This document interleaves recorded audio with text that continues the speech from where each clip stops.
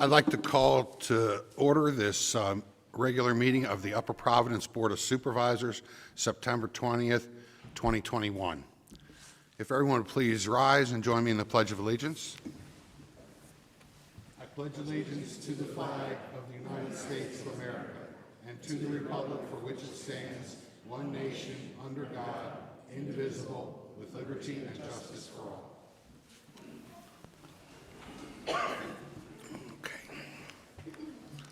Now, I assume everybody's had a chance to review the agenda for tonight. I'll entertain a motion.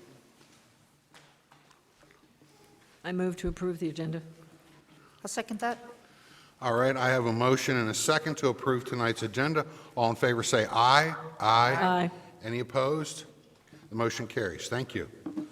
All right, we have some team members, one getting promoted and two joining the team here in Upper Providence that we're going to swear in.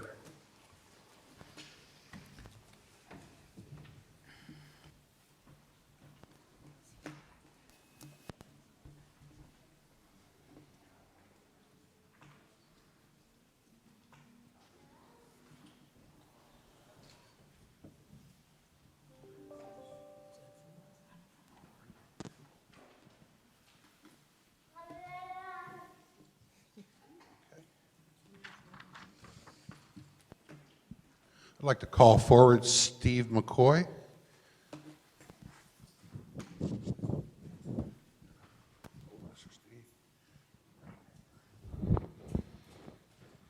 All right. Steve, if you'll just follow after me. I, Steve McCoy, I, Steve McCoy, having been duly appointed a firefighter/EMT for Upper Providence Township, Pennsylvania, having been duly appointed as a firefighter EMT for Upper Providence Township, Pennsylvania, do solemnly swear that I will support, do solemnly swear that I will support, obey, and defend the Constitution of the United States, obey, and defend the Constitution of the United States, the Constitution of the Commonwealth of Pennsylvania, the Constitution of the Commonwealth of Pennsylvania, the ordinances of Upper Providence Township, and the ordinances of Upper Providence Township, that I will perform and discharge the duties of my office with fidelity, that I will perform and discharge the duties of my office with fidelity, and I will represent myself and this community in the most appropriate manner at all times. and that I will represent myself and this community in the most appropriate manner at all times. Thank you. Thank you. Congratulations. Thank you. Pavel? You have to get a picture.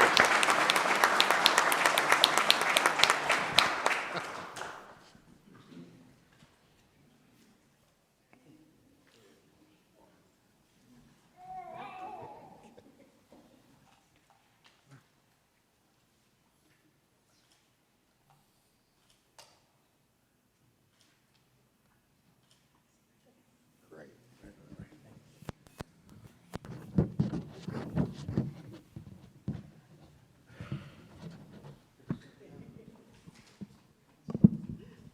I'd like to call forward Kyle Lochner.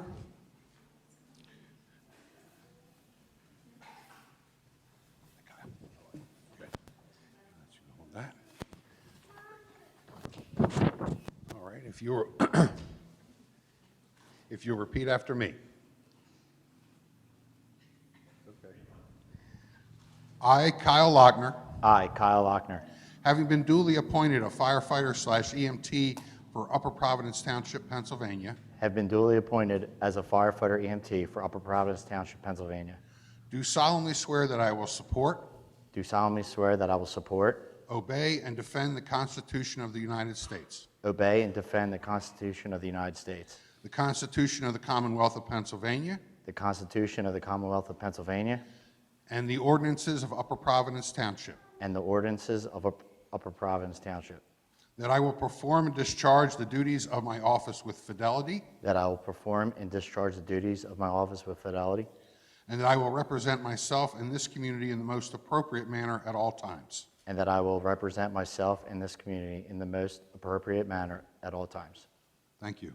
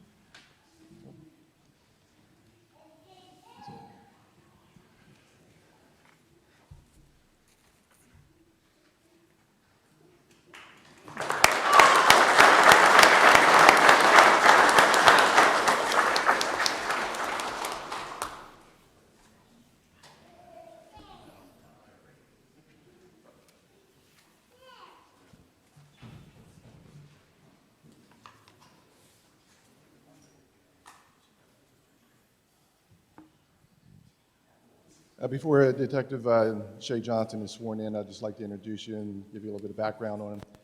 Detective Shea Johnson began his career in law enforcement in 2012 as a patrol officer with the Temple University Police Department in Philadelphia. In 2014, Detective Johnson joined the Upper Providence Police Department, where he was assigned to the patrol division.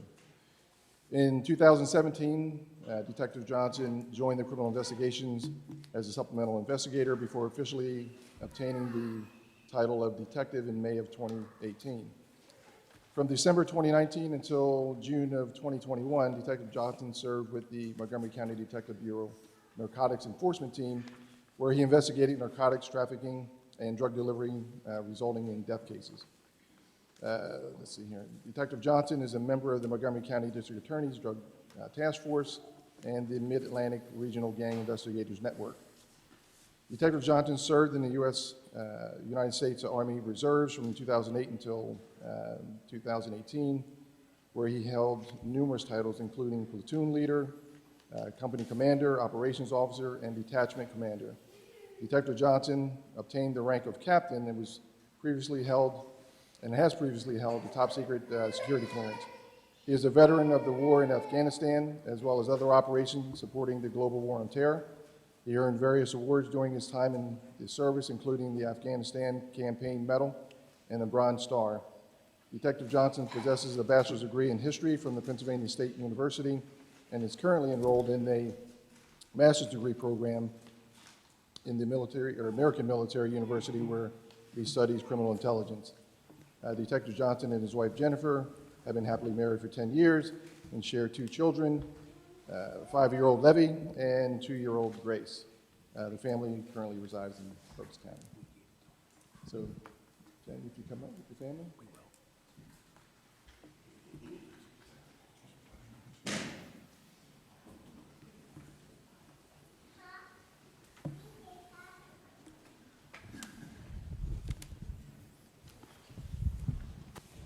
All right.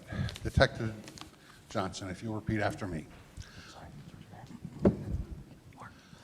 I, Shea Johnson, I, Shea Johnson, having been duly appointed police sergeant for the Upper Providence Township Police Department, having been duly appointed police sergeant for the Upper Providence Township Police Department, do solemnly affirm that I will support, obey, and defend do solemnly affirm that I will support, obey, and defend the Constitution of the United States, the Constitution of the United States, the Pennsylvania Constitution, the Pennsylvania Constitution, the laws of Pennsylvania, the laws of Pennsylvania, and the governmental subdivision and the governmental subdivision and ordinances of Upper Providence Township, and ordinance of Upper Providence Township, and that I will discharge and that I will discharge the duties of the office with fidelity. the duties of the office with fidelity.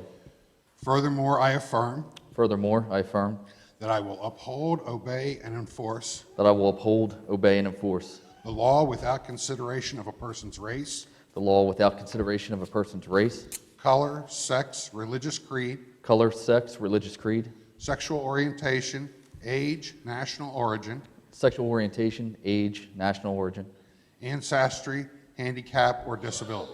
ancestry, handicap, or disability. Congratulations. Thank you, sir. Thank you. Congratulations.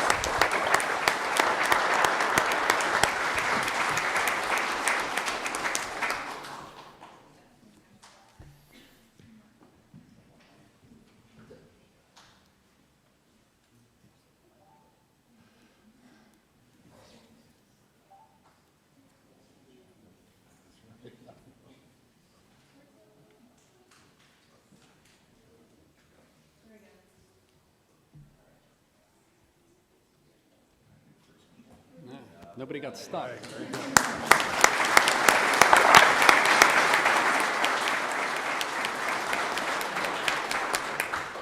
Bring the beautiful ones in here. Sure.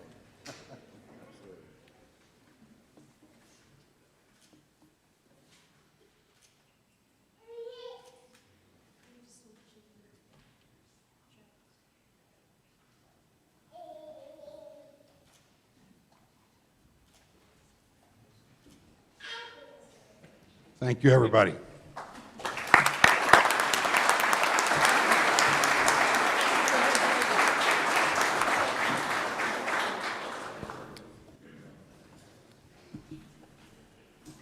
Hey, just one thing. Chief Carrigan, if you can come up here for a second. I'm sure everybody noticed our new $660,000 fire truck out front. Is that what it was? It's great. Well, let's add something. So it's great. It's great to see all of our first responders, our firefighters, our police officers, and Sergeant Johnson. Sergeant is the best job in police work too. He's going to figure that out. It's the best. So on behalf of the Board of Supervisors, we, because it's brand new, we are going to present the fire chief with this photo that can hang in our new fire station across the way when it's completed. The frame is coming. We just got this today. So I don't know, you might, because we just got it, so they haven't even seen it. But we had to wait till it got lettered, so it took a while to get that. But anyway, so hopefully, Chief, for every piece of apparatus you get in the future, we'll have a photo in the building. Hint, hint. You like how I did that? So, but thank you. Thank you for thank you for everybody's service. What, are we going to give him a charm bracelet? No, just a photo. Just a photo. Yeah, anyway. But that's it. Thank you very much. Okay.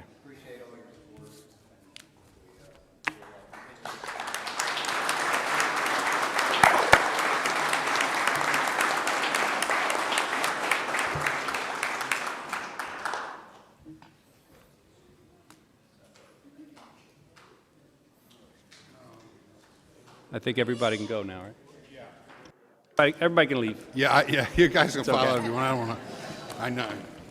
Take care, guys. Thank you. Congratulations, sir.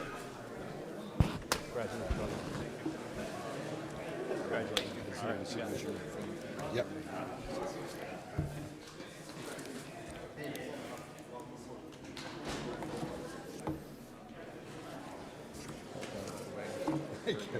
Getting better. Getting better every month, aren't you? That's actually a photo.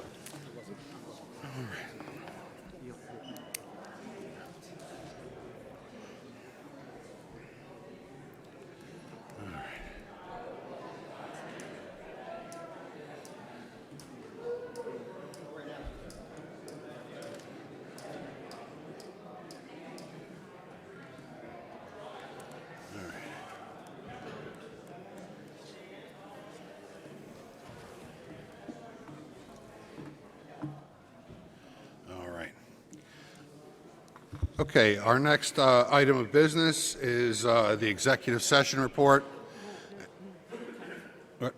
Oh, I'm sorry, it's public comment time, pardon me. Okay, now it's time for public comment. So anyone who would like to make a comment to the board about anything on our agenda or things that are not on our agenda may come forward. Please come forward to the lectern with the microphone, state your name and your street address, and please try to keep your comments to 3 minutes. Is there anyone that would like to make public comment at this time? Come on up.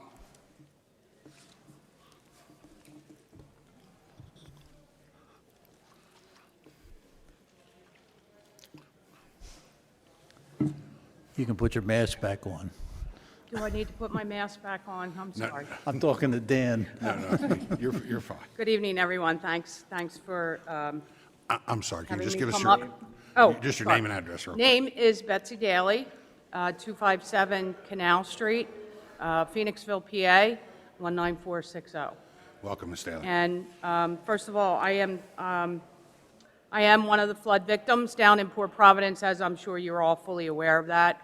And basically, first of all, I think I want to express, I know I've expressed my thank you for myself and the neighborhood to many of you already. I saw Tim and John and Bill the other day, and I just want to express to everyone here, thank you so much for all of the help that you have provided the residents in the Montclair and Port Providence area. You know, if basically all that you have done has been, to this point, has been what has maintained Montclair and the Port community with safety of self and property, which everybody here can attest to, basically saying that's what you would want as well.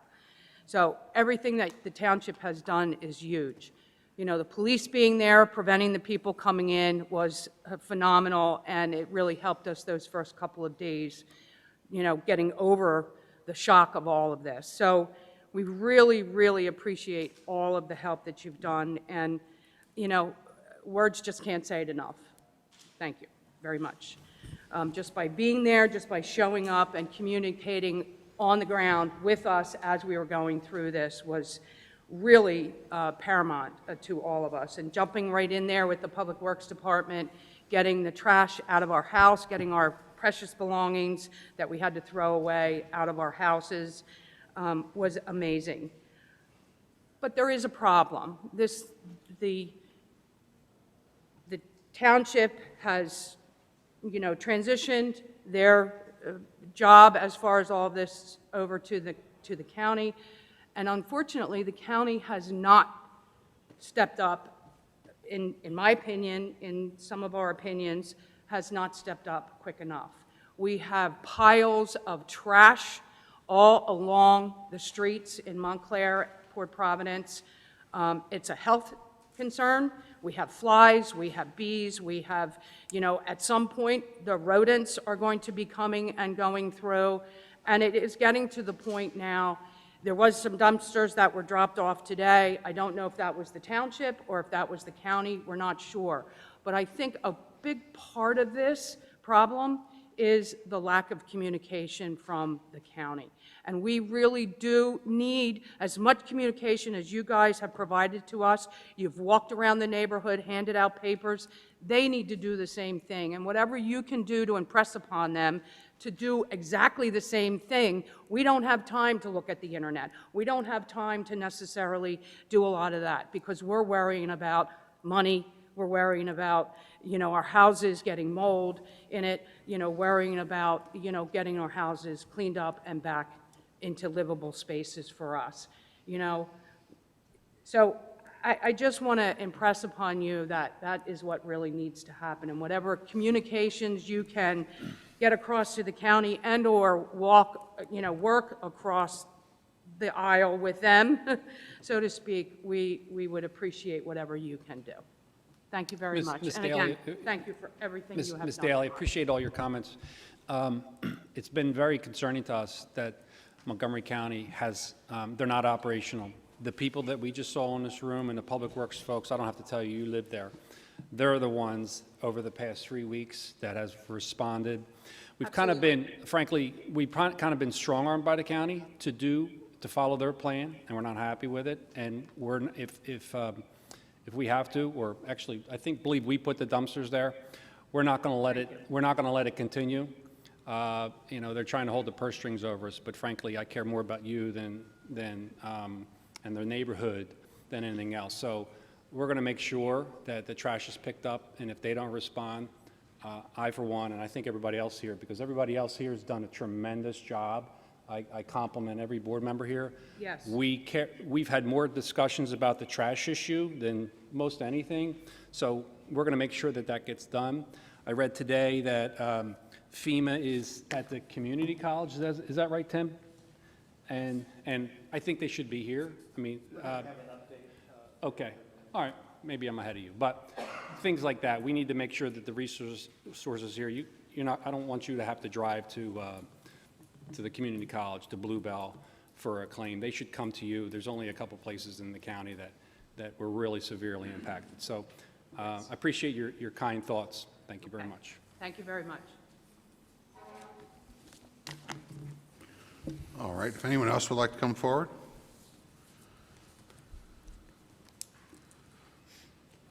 Okay, going once. All right. Next order of business is the executive session report. This board held an executive session just before this meeting to discuss a personnel matter. And the next item is the approval of the bill list. I assume everyone had a chance to review it, so I'll entertain a motion. I'll make a motion to approve the bill list from August 12th to September 13th in the amount of $1,714,456.89. I'll second that, but there's a discrepancy. The one line says 719,000 and the other line says 714. Whichever it is. It's I'm sorry. 719? Okay. 719, okay. All right. Anyway, I second the motion. Okay. So we have a motion and a second to approve the bill list from the period August 9th through September 13th in the amount of $1,719,456.89. All in favor say aye. Aye. Any opposed? The motion carries. Thank you. All right. The next thing on the agenda is approval of minutes. We had 6 sets of minutes to look at this month, or excuse me, 5 sets of minutes. Our regular meeting from last month, our workshop that we had where we looked at some library plans, and then we had 3 emergency meetings related to Hurricane Ida where we did have some deliberation and some decision-making. And we're releasing the full minutes on all those meetings. I will take a motion on all 5 if someone wants to make it, and we'll go ahead and approve those minutes.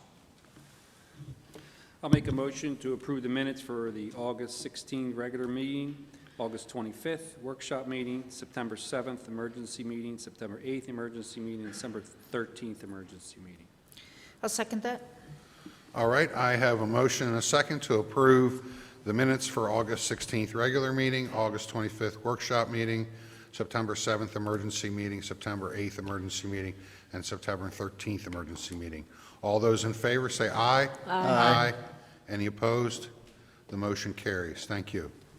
Okay, and now we have some public hearings. Mr. Breslin? Thank you, Mr. Starling. The first matter is an advertised hearing on a proposed change to the zoning ordinance. This concerns what we refer to as the Toll Brothers Foley Tract.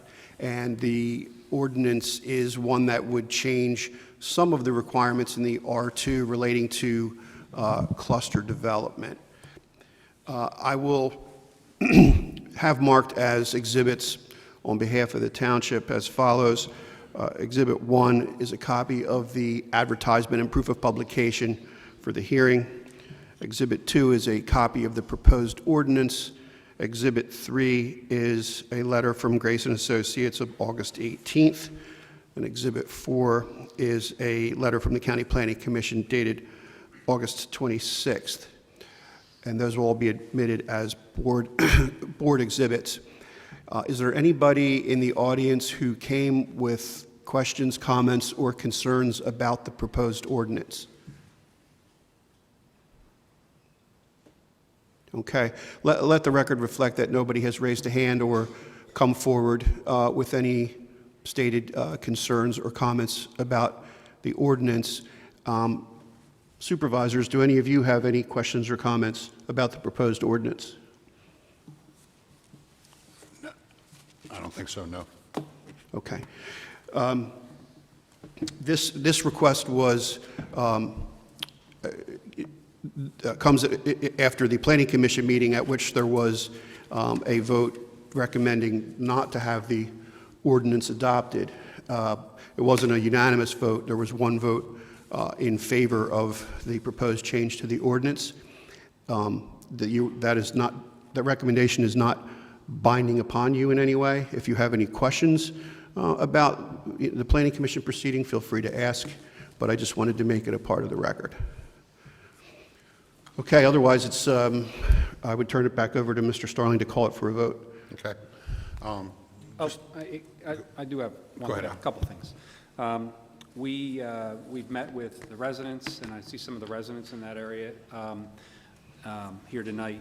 And it's my understanding that you've met with Toll Brothers, and maybe they haven't satisfied every need as far as typically buffering. I believe for the most part, where there's time to work through some of these issues, if there are any.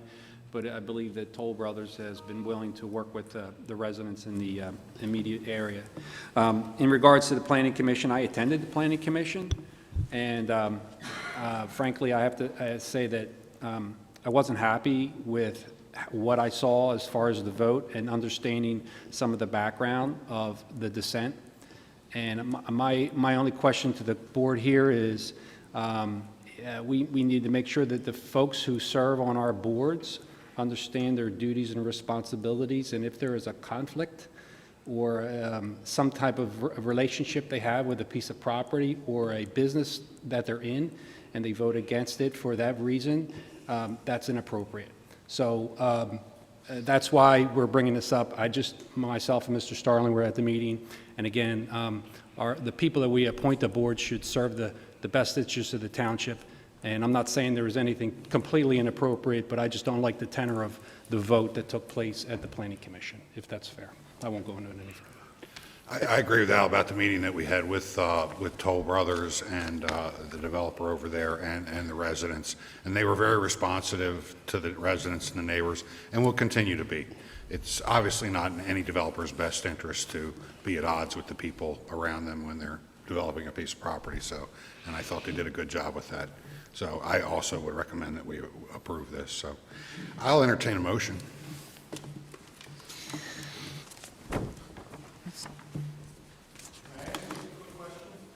Yes.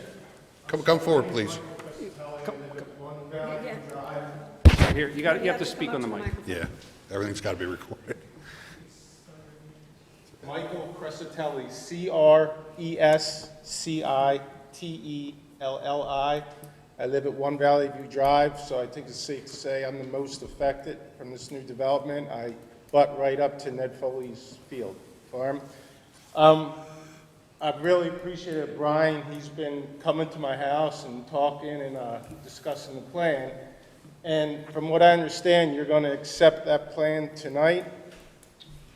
No, This text, go ahead. this hearing right now that you're commenting on is only to change the zoning ordinance. Okay, I misunderstood that. I thought it was going to show the plan, and I just wanted to make sure that's the plan that Brian and I discussed, or he showed me. So I misunderstood you then. Are they on to present? Are they presenting? Alice, you're not on, are you? It's not on here. It's not on here, but Good evening, Allison Zara, on behalf of Toll Brothers. We do have the sketch plan if anyone wants to see it. The purpose of tonight's meeting is to obviously discuss the zoning ordinance, but we do have the plan if you would want to see it, if that would make you feel I better. jumped a couple meetings ahead, Yeah, I a couple guess. meetings ahead, but That's fine. we have provided a copy of the plan that shows what was discussed with you with the open space along your property line to the township, so they have seen it. Okay. Yeah. Just to be sure, Mr. Grace, we've already given them preliminary sketch? No, they don't have any land development approvals or applications at this point. This is only for a zoning text amendment and a zoning map amendment. Okay. Yes, you will see the plans many more times before. All right, thank you. I apologize. Just wanted to confirm that, yes. it's better Yes, to be indeed. safe than sorry. Yes. That's So good. check question. check the website, and you'll know when it's coming up next time. Yeah. All right. I'll make a motion for a zoning text and map amendment pertaining to the Toll Brothers Foley property, Rittenhouse Road. I'll second that. Okay, I have a motion and a second, and I guess we're sending this to the zoning hearing board, where they go from here once they get our, No, this is a standalone ordinance, Okay. and then they'll submit their plans for Okay. formal approval in the usual three-step process. gotcha. Yep. All right, I have a motion and a second to approve the zoning text and map amendment pertaining to the Tolley Brothers Foley property, Rittenhouse Road. All those in favor, say aye. Aye. Any opposed? The motion carries. Thank you. Now, okay. And we have one more hearing? Yeah, the hearing on the Foley text amendment is closed, and we're opening a new hearing. And this is a hearing on a conditional use application that seeks to convert the property that everybody knows as the dump to a FedEx distribution center. And the ordinance has been interpreted by the township and the applicant as requiring a conditional use hearing, since it's borrowing from a different zoning district that allows the use of distribution center by conditional use. I will mark as exhibits for this hearing as board exhibits. Exhibit number 1 will be, as before, a copy of the advertisement and proof of publication in accordance with the municipality's planning code. Exhibit 2 is a copy of the application for conditional use relief. Exhibit 3 is a review letter from Gilmore and Associates dated June 28th of this year. Exhibit 4 is a letter from Grace Planning and Associates dated July 1st of this year. Exhibit 5 is McMahon Transportation Engineers, their letter dated July 21st. And then 6 is the county review letter dated July 16th of this year. And with those having been admitted, and let me just ask, other than the applicant and the peoples with the applicant, is there anyone here on this matter? All right. At this point, nobody has indicated having come for that, but if you do have questions as a member of the public as the proceeding continues, you'll be given an opportunity before we close for questions and comments. And with that, I will turn it over to Ms. Kearney. Bernadette, nice to see you. Good evening. Nice to see everyone. It's been a while. Yes, what we have before you tonight is a conditional use application for the Federal Express that will go in the former dump site. One of the things, Mr. President, what was B1? I didn't quite catch that. That was the ad, the proof of publication. Oh, okay. Got it. And then we did receive a, bring the mic down. Is it on? Okay. And we did receive a McMahon review letter late today that was... That's what you handed me. Yeah, that's a good, thank you for reminding me of that. That's a letter dated September 20th from McMahon Transportation Engineers. And let me ask, would that supplement the one I referenced? Or be so this will supplement the one that I identified as Exhibit 5. So we'll collectively call the two McMahon letters Board Exhibit 5. Okay. And I do have an exhibit package that I'd like to hand out.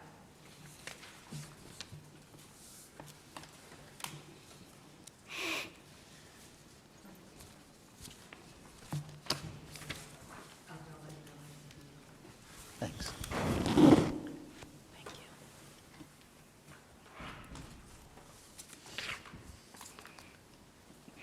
While she hands that out, I'll identify it for the record. The applicant has handed up a 10-tab package of exhibits with a table of contents.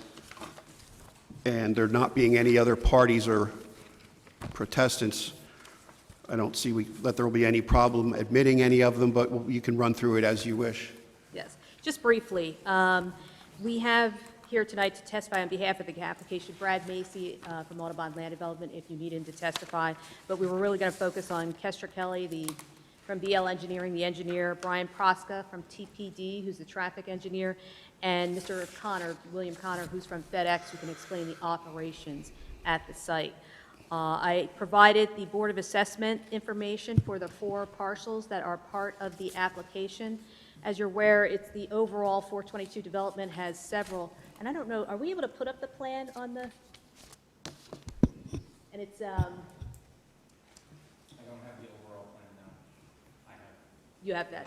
If you look at the exhibit package, it would be tab 7, and on there you'll see, it's to the right and a little hard, or I'm sorry, to the left, but it's number 6, and it lists all of the properties owned by all different Audubon land development entities. Those are all the properties that make up the entire 200-plus acres. We focused on 4 of those properties. If you take a look at the conditional use application, which is Exhibit Tab 1, we focused on 4 of those parcel numbers, which was the parking lot east, the parking lot south, the gravel lot, and what we call the 422 building.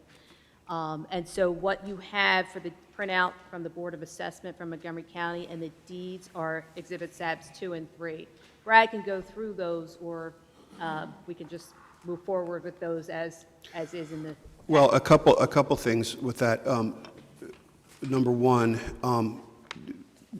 I don't know that anybody's going to request any conditions from the board, but if there were conditions that the supervisors were looking for, are you saying that they would only be able to apply to the 4 parcel numbers identified in the application, or are there other parcel numbers in the larger tract that would make up a part of the property for purposes of conditions? I think you would be fine putting them on the 4 parcels, but if you needed to, and I can defer to Brad, I don't think it would be an issue to put them on all Okay. Well, then we'll see whether there are any, and then we'll address it one by one as they come up. Yeah, as I think addressing those 4 parcels, you would get what you needed out of that, but I understand the issue because it's the overall 422 development, yes. Okay. And then also, if you want to go by offer of proof, as your erstwhile partner, Mr. Mullen, is fond of doing, there's no parties here in opposition that are going to be anxious to cross-exam. The one person I would like to testify is Mr. Connor, because he can explain better than anyone the operations that will occur at the site. So we can do an offer of proof on Ms. Kelly and Brian Proska. Great. Yeah. And I would ask for Mr. Connor. He's sitting right. Is it okay if he sits there, or does he need to be at the mic also? Now, to do an offer of proof, but not for us. I mean, if Mark gets him sworn in, so we can confirm afterwards that he would testify in accordance with the offer of proof? But no, I'd like him to testify. Oh, he's the one you want to testify. He's the one I want to testify. The other 2, we can do an offer of proof. Gotcha, yeah, we need a microphone for him. Yes. Hey, come on up. We'll share. Oh, great. Because I think most of the questions Mr. Connor's going to be able Great. to answer. Check.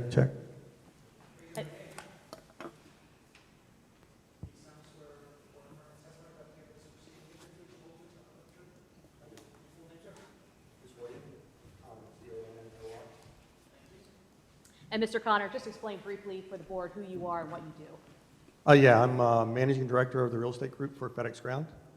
We're based out of Pittsburgh. Hopefully that doesn't prejudge us against us. I manage all of our real estate acquisitions and transactions across the country. And can you explain how Federal Express is going to use this site, as you explained to the Planning Commission before in July? Sure. So this particular operation will be focused on local delivery. We do have larger facilities across the country that do delivery and pick up packages and send them out to the rest of the country. This is a smaller operation. So the way it works is, and it's 24/7, the trucks with packages to deliver to your homes and people in the area show up primarily overnight, late evening, 10, 11, 12. Most of them getting there by 2 or 3 in the morning. They're going to back up to a dock, and we'll have warehouse workers there that'll unload the packages from the trucks and then put them on delivery vans, which are parked inside the building against conveyors. So they will do that overnight. The drivers will show up in the morning. Their vans will be preloaded. They go in the building, get a little bit of paperwork, get in their vans, and then drive out to deliver packages to the community during the day. Primarily delivering in the morning, and then in the afternoon they'll have some packages they pick up from customers as well. Come back to the building in the evening, the vans will. The packages they've picked up then, they unload onto the conveyors to then load onto the over-the-road trucks, who then are dispatched late in the evening to head out to other hubs or places around the country. So one thing of note, the number of packages that we deliver from this facility will be 4 or 5 times the number we pick up. So the larger operation is the overnight operation for loading all those delivery vans. The operation that happens in the evening to unload and to load in the trucks is a much smaller operation. How many trucks come in at 2 a.m.? About how many trucks come to unload? Somebody has that. I can't tell you off the top of my head. I'm just thinking traffic and... Yeah, fair question. And can we have Brian Proska sworn in?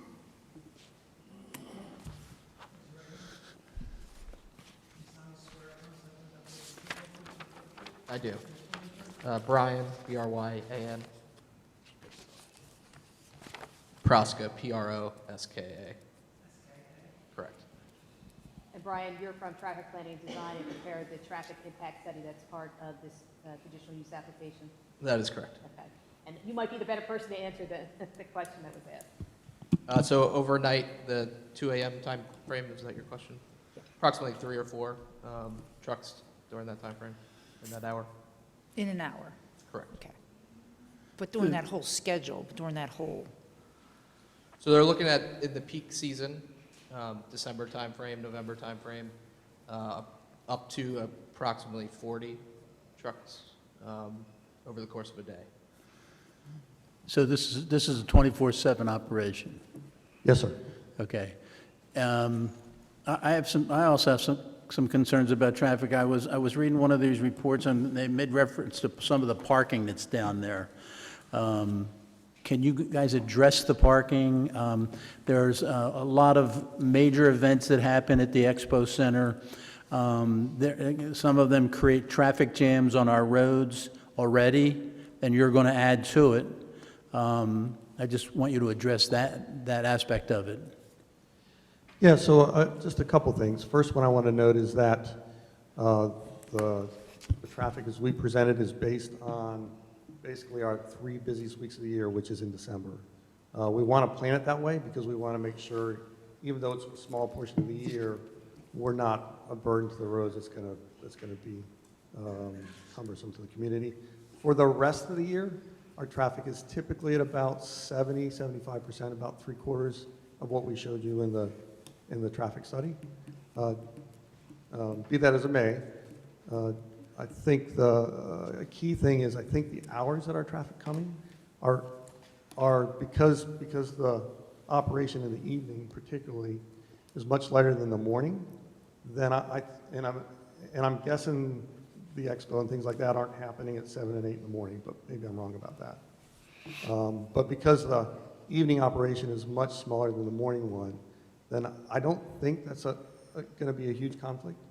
But again, I'll rely on our traffic experts to testify to that if you'd like a little more information.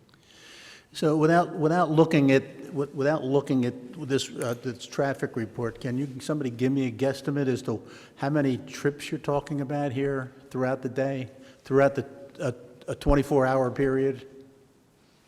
Well, he stated peak in December's 40 and 24 hours. How many trucks do you have? How many So I guess delivery trucks? Maybe that helps. Wait a minute. So I'm talking, when I say trips, okay, I'm looking for a total amount of trips. You've got tractor trailers coming and going. You've got vans coming and going. You've got employees coming and going. And I want an estimate over a 24-hour period, how many trips we're talking about. And I guess it varies from day to day. If you have a 24/7 operation and it's running 7 days a week, it's like, and most of the functions, the major functions that happen down there at the Expo Center happen on the weekends. And maybe you could give me an idea as to whether there would be more on the weekend or less on the weekends. Sure. So let me give this back to Bill and answer that. That's In terms of okay. weekday and weekend, then I'll answer your question. Yeah, so our busiest delivery days are early in the week, Monday, Tuesday, Wednesday. Yeah. Saturday and Sunday would be about 50% of a busy day. 50%. About 50%, 50 Okay. or 60%, yeah. Total numbers over the course of a day during our busiest period, those 3 weeks in December that we use to do our analysis, it's about 1,000, so 500 in and 500 out. So I'm sorry, say that again. about 1,000 vehicles, 500 in and 500 that would leave. So In a day. per day. day. Per day, that's right. 500 in and 500 out in a day. Correct. Now, does that include the employees, or is that just trips that you're making as far as No, deliveries? that's everything, yeah. That's everything. That's employees, that's the delivery van drivers, that's the over-the-road trucks. How many employees are you going to have at the facility? Don't tell me, I already know you got a lot of drivers. So for the sort activities Yeah. that Bill's talking about, approximately 108 for that inbound sort, which happens overnight into the morning. Then the afternoon one, approximately 55. Okay, roughly 100 a day. Well, 100 for the first shift, and then approximately 50, half of that for the second shift. Okay. And I again, just want that's to, the peak time frame. can you clarify, the earlier testimony was that it was, Ms. Kelsey asked about, overnight and what was, around 2 a.m. she was referencing. And I wrote down that you said 3 or 4 trucks overnight at peak, November/December, 40 and 24 hours. What's the 40? Because now the thousand's a different number. I feel like I lost track. Sure, if I can clarify. So it's 40 throughout a day, so 40 in and 40 out during the peak time frame. And then during, the busy time frame that you might see at 2 a.m., it may be 4 trucks entering to drop off the packages. Tractor trailer Yeah. trips. Did I miss? Yeah, I think we're talking two different kinds Yeah, of trucks. must be, I think we're talking about two different kinds of trips, because if it was 40 in the peak 2 hours, you could never get to 1,000, even if all the hours Or- are peak hours. Yeah, so the 1,000 trips is total, in totality, so it includes employees, it includes the vans, it Okay, includes the that's what I was trying tractor to confirm. Correct me if I'm wrong, you're saying 150 employees total over 2 shifts, right? 100 in the morning and 50 at night, and we're counting both trips in and out. That's 300 out of the 1,000, right? It's employees. Okay, thank you. One other, is jumping off topic, off of traffic. Is this going to be a drop-off station where the public can drop off their packages? It is not. Thank you. There's no public counter here of any sort. I have a quick question about the roads with that kind of traffic. Like, how is this impacting our roads and our traffic right there? And how are we getting compensated? I mean, that's like a Well, lot of... it's a legally allowable use of the facility as a conditional use. So there's not a, special tax that you can impose on them for using the roads the way that other businesses do, even though they might make a heavier use. If they were seeking an ordinance change or they needed something from the township, then sometimes there is that type of negotiation for some kind of a contribution. But because it's a conditional use hearing where they only have to satisfy the conditions in the ordinance to obtain approval, then the only way that you could deny that would be if it was contrary to health, safety, and welfare. And I don't think that the additional burden on the roads would support that type of a finding.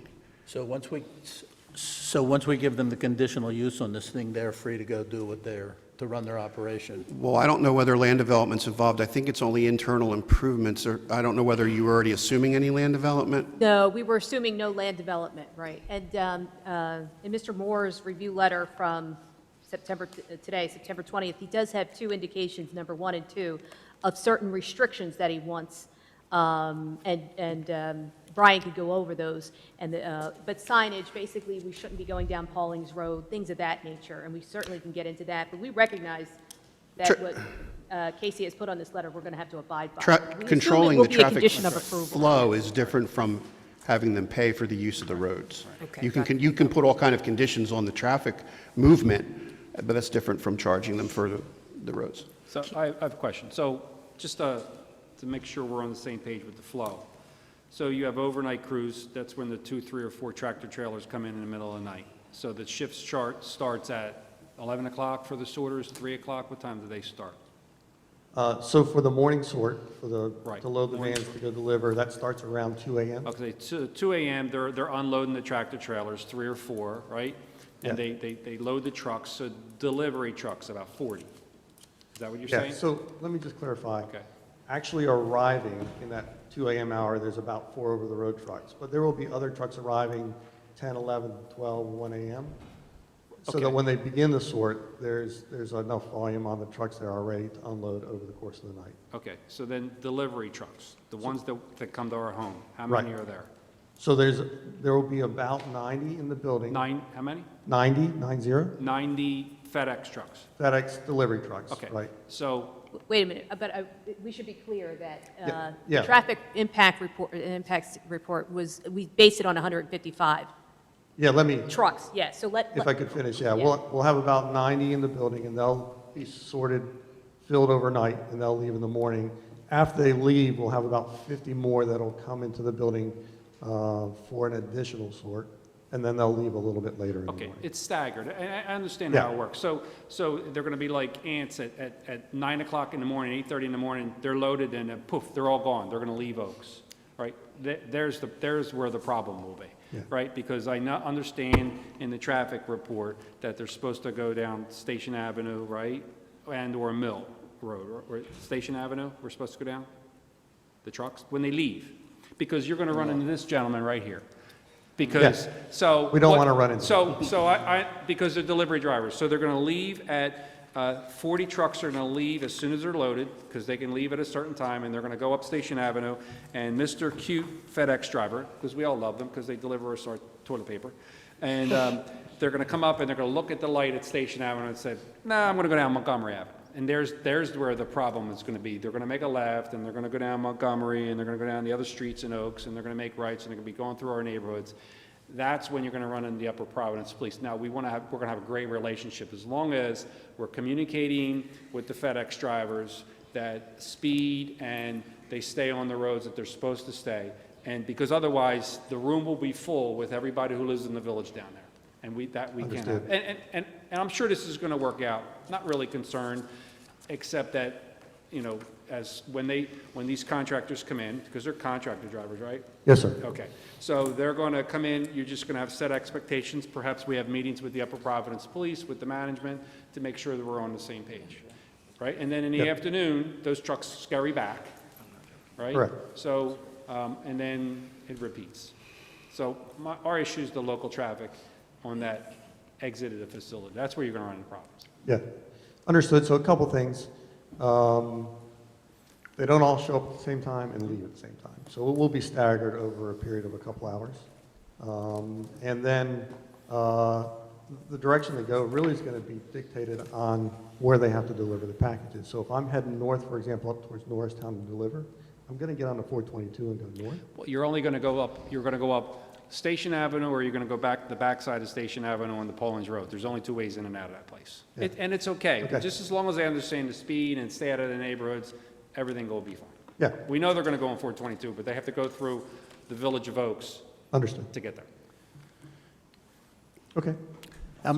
You make a good point because, and Brad, I'm sure you're aware of all the complaints that we had over the years of truck traffic going down Brower Avenue. So, good point.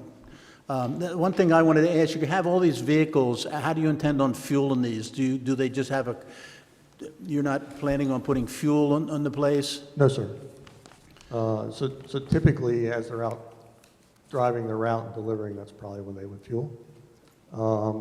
I think probably most of them fuel before they come back because they don't want to show up in the morning and get in their van and go deliver and then have to stop in the middle of that. But it depends on the individual that's driving the route and figuring out where to go and looking for what's most convenient for the route they're driving and they're delivering. So they fuel their own. So he fuels it as he's on his way back. He could pull in anywhere and get fuel. You're Yes, not sir. doing Yeah. any fueling on the premise there. Correct. No fueling there at all. And the parking, because there are so many other businesses in this complex, I'm just wondering about the parking. If you address the parking in this thing, it's like, I'm kind of afraid that it's going to, like everything else, you get comfortable there and all of a sudden you start spreading out a little bit, it's like, it happens. I'm just concerned about the parking down there and how the other businesses that are near there, are they aware of this? Are those other businesses that are in there aware of this coming in? Pardon me?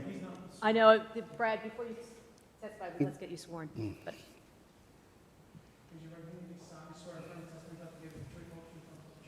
do. Paul Bradford Macy. Can you repeat the question?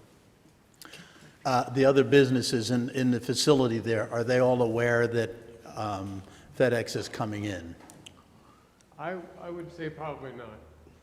Pardon me? Probably not. Probably not. I can, if you don't mind, I'd like to work off this. Go right ahead. So,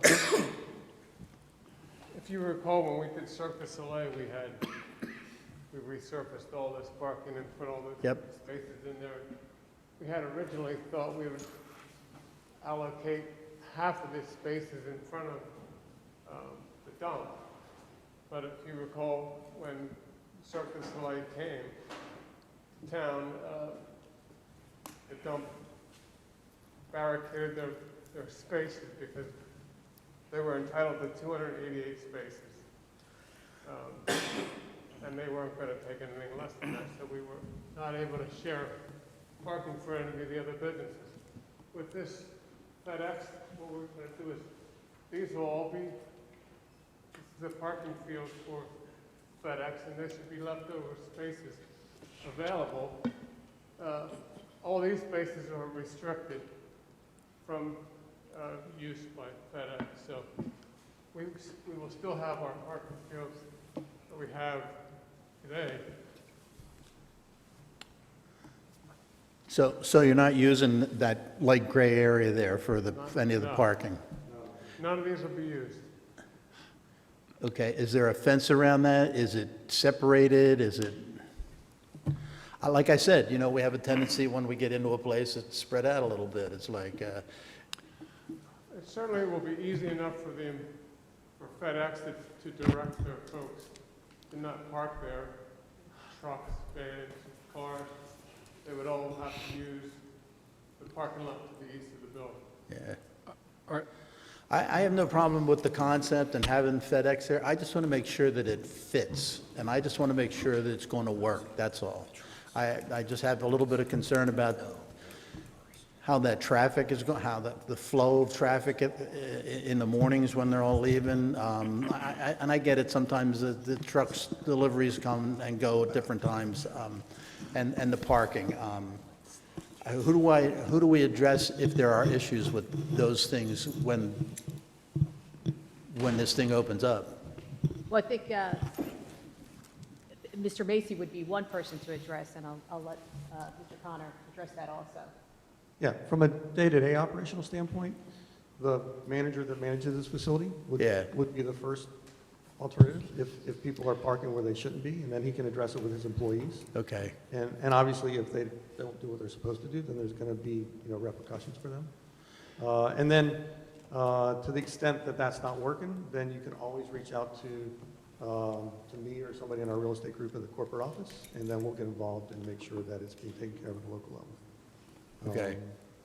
So I think the one positive as far as the parking goes is the majority of our folks are gone by 8 or 9 in the morning. So the amount of parking we have, by the time most of the other businesses are opening and starting to do what they do, most of our folks are gone. So it's really the overnight hours, which is the most intensive parking time for us. Okay. But I don't think that would conflict with most of the other businesses. I don't know what everybody there does, but with most of the other businesses there. And that's including the traffic flow as well. So I think one of the advantages of this use here is the fact that we're not retail, so our traffic is not happening at the same exact time as everybody else's is. And I think that helps a little bit with the overall traffic volume and the burden on the local road. The 90 to the 150 trucks, the delivery trucks, do they park inside the building when they're done? So about 90 of them park inside the building overnight, that's correct. And then the balance will either be parked outside in the van parking spaces that are designated on the plan. Some of those drivers are driving smaller vans, like a Sprinter type van.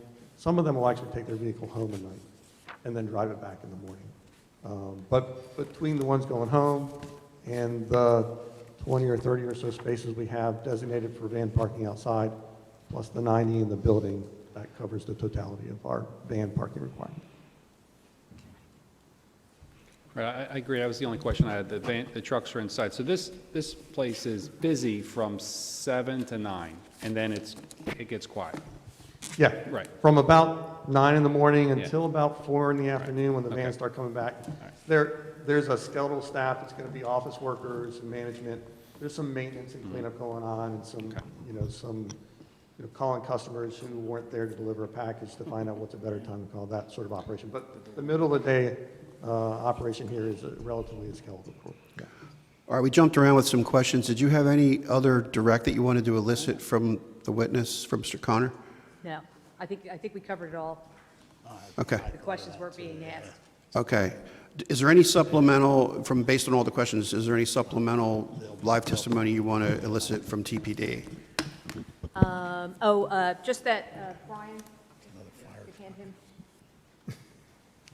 You reviewed the September 20th letter from McMahon. You're in agreement that the applicant can comply with those conditions that were set forth? Correct. Yeah. Those really all the questions I had. Okay. Do you want to summarize the offers of proof for whoever has not yet testified? Yeah. So Kester Kelly, whose CV was also provided as part of the application, was going to testify, she's the engineer for the project, was going to testify in reference to the criteria that we meet that's set forth on the conditional use plan. We meet the size requirement, we meet the, and I'm trying to look at it really quickly and tell you what page it's on.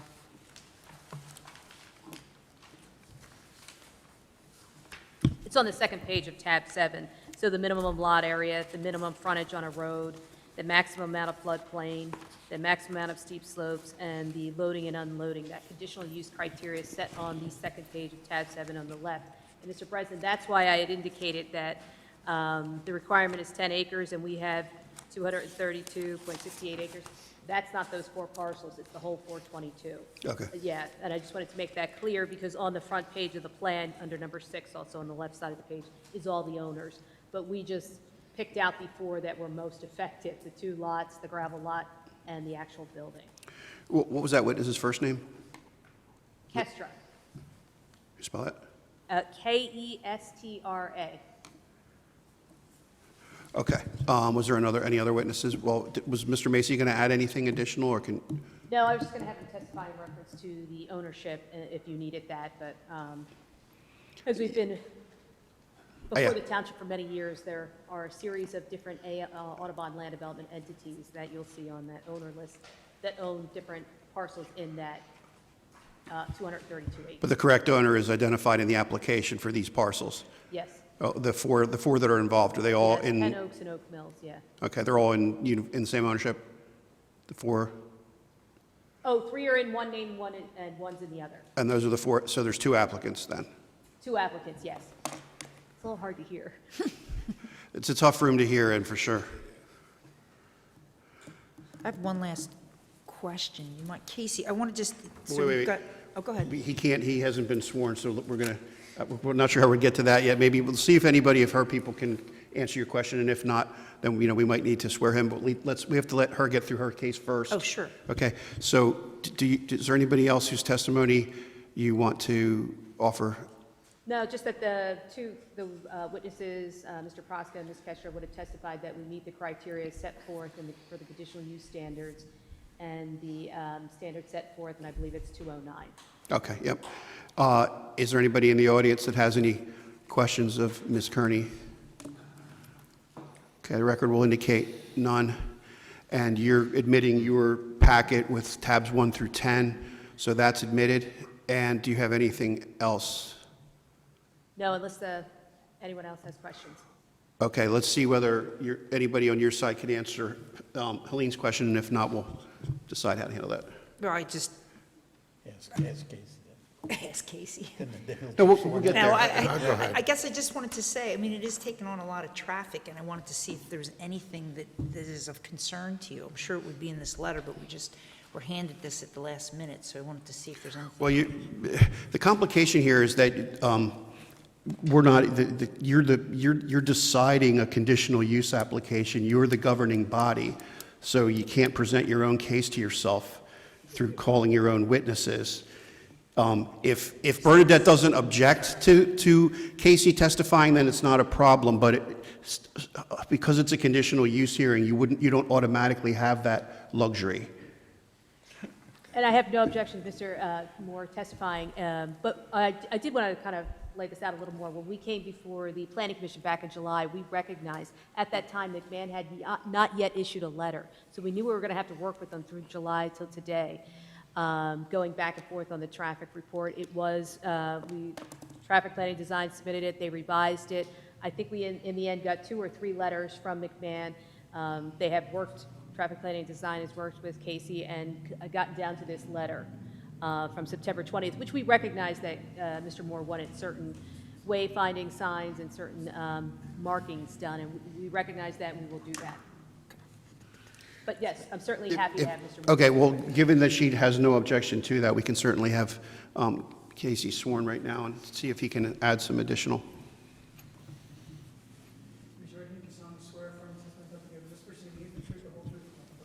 I do. Casey, middle initial A, last name Moore. Mr. Moore, did you hear the question that Supervisor Kelsey posed to the room and to you? Yes, I did. Indeed.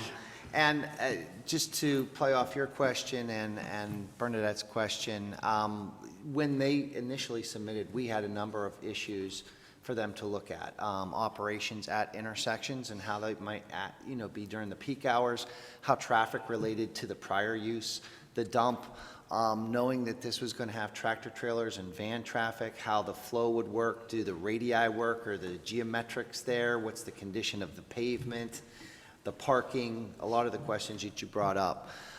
I believe that they have addressed a lot of our questions through the course of the process. We find that, albeit that there is truck and van traffic here, which we've proposed restrictions for the tractor trailers to go across the bridge to Paulings Road. We don't want that traffic going that way. Single unit vans can do that. But it's a very much of a complementary use to the center because it's a heavy retail center, and this is going to happen primarily in the evening hours overnight. And the peak hour traffic, when it's combined with the AM peak of commuters and school traffic and all that, will be quite light compared to the retail uses. So AM, PM peak, Saturday peaks will be down compared to not only the prior use, but the Saturday use. And if it was, if a general retail was to go in there versus the FedEx, there would be much more traffic, that daily traffic that John talked about. So we're appeased by what they're proposing to do, and I will go on to say, since I'm on the record, that on page 14 of their traffic study, they list about 7 recommendations, of which our letter is built off of those things, and we'd like to see all 7 of those recommendations done. And they are things that are all doable items for this to operate in an efficient manner. And when we grant them, when we grant them the conditional use, they will have to do those things. Yes, yes. And we're not going to be, some of these are off-site in terms of traffic control, but those are agreeable as conditions, right? Yes, Mr. Macy, those are agreeable, yes. So, okay, so that covers that hurdle. So normally you can only impose conditions on the site and not off-site unless it's one of your intersections that's part of the traffic study. But if the applicant agrees to it, then it's a condition that binds them going forward, and we don't have an issue with the traffic control being part of the order, even though it won't be directly on the site. So that's a good thing. Do you have anything else, Bernadette? I don't think so, no. Okay. Thank you, Bernadette, and thanks, Casey. Appreciate that. Well, the law with respect to conditional use hearings is that there are a set of objective criteria, and the witness, through summarized testimony, indicated compliance with all of the objective criteria. The ordinance itself does not reference health, safety, and welfare, so moving away from the objective criteria to the softer health, safety, and welfare would only be permissible if someone came forward with an objection from the audience saying otherwise. So that's not really in play either right now. So really, there's not a basis to deny the application because the objective criteria have been satisfied per the summarized testimony. However, if you have any conditions that you wish to impose beyond the traffic control that we've already spoken about, in which the applicant has agreed to, you could raise those at this time if you have any others. Well, I was here for your presentation in July, and I thought you guys did a good job of showing, the hours of operation. And I don't think it's going to be some impact on traffic, but most of the tractor trailers are going to come in at night. The vans are going to leave together in the morning. Yeah, there'll be a little bit of backup at 422. There is every day. But I think this can work down there, and I think it's complementary to this business park. We have acres and acres of asphalt down there. It'd be nice to see something being done with them besides baking in the sun. I just want to make sure, I know this is probably beat to death, but you did stipulate that you would comply with everything in McMahon's letter, right? In the traffic engineer's letter, the one we just got? The 920, yes. Okay, all right.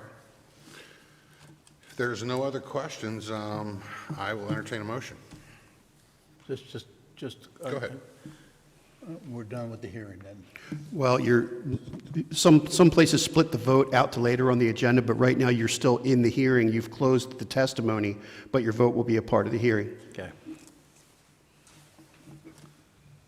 I'll make a motion to approve the conditional use regarding the distribution center at 122 Mill Road.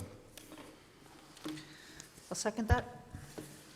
All right, I have a motion and a second to approve the conditional use for the FedEx Distribution Center on Mill Road, on 122 Mill Road.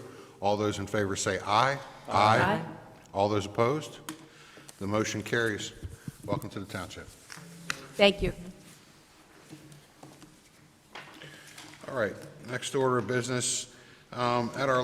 We had an executive session prior to our last regular board meeting to discuss police officer badge number 16 and a separation agreement for that officer. And all of the paperwork is now cleared, everything is signed, and unless anybody wants to make a comment, I'll entertain a motion on that. I'll make a motion to approve the separation agreement with police office badge number 16.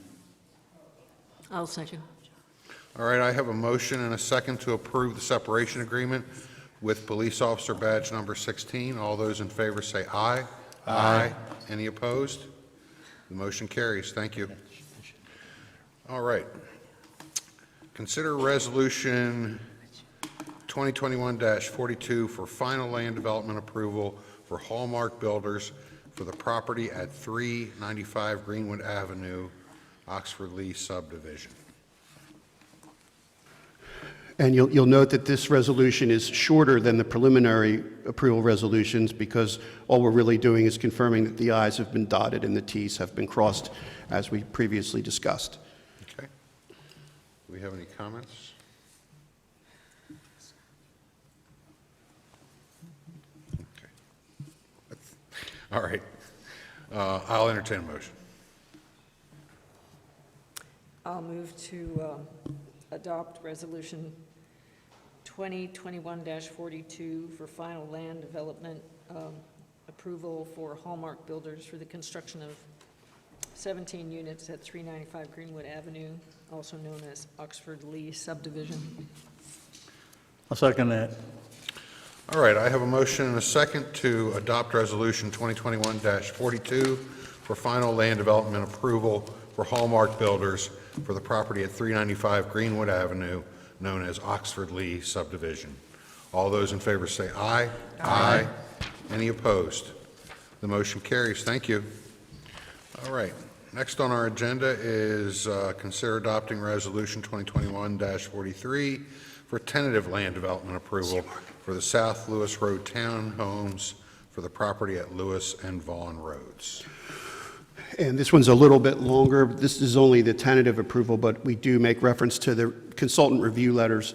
And I would point out, and I know applicant's counsel is here, Lindsay, I forgot to send to you a copy of the resolution in advance, but I'll get it to you tomorrow. And just so you know, it makes the standard recitation of the review letters, but I did make a note to amend the Gilmore letter to reflect the language that you and I discussed in terms of interpretation on the setbacks as to which ordinance section is controlling.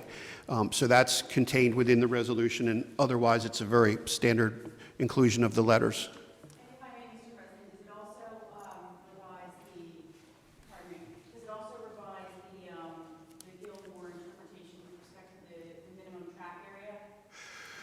The last Gilmore letter didn't have the tract area raised as an issue within it. So I was confused because I went back to include that as well, but none of the letters that are the ones referenced in the resolution include that tract issue.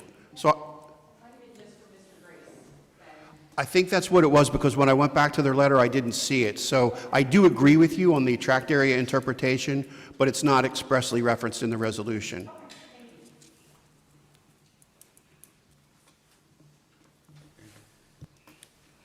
Does anyone have any comment or questions other than me? Okay, this is a by right land development, which means that these folks are going to be able to do this whether we vote for it or not. And if we vote against them and fight them, they'll probably take us to court. But I will tell you, this intersection is already plagued with traffic problems. And we have complaints from the school board already about traffic at this intersection of Vaughn and Lewis Roads. So whatever PennDOT can do, whatever our traffic engineers can do, I expect you to do it, okay? We want this to be a safe development, and we want traffic to be safe that flows around it. Can Up here, the you're gonna speaker talk. please come up to the lectern? Yes, I would like to speak to that, and I do understand the township's concern.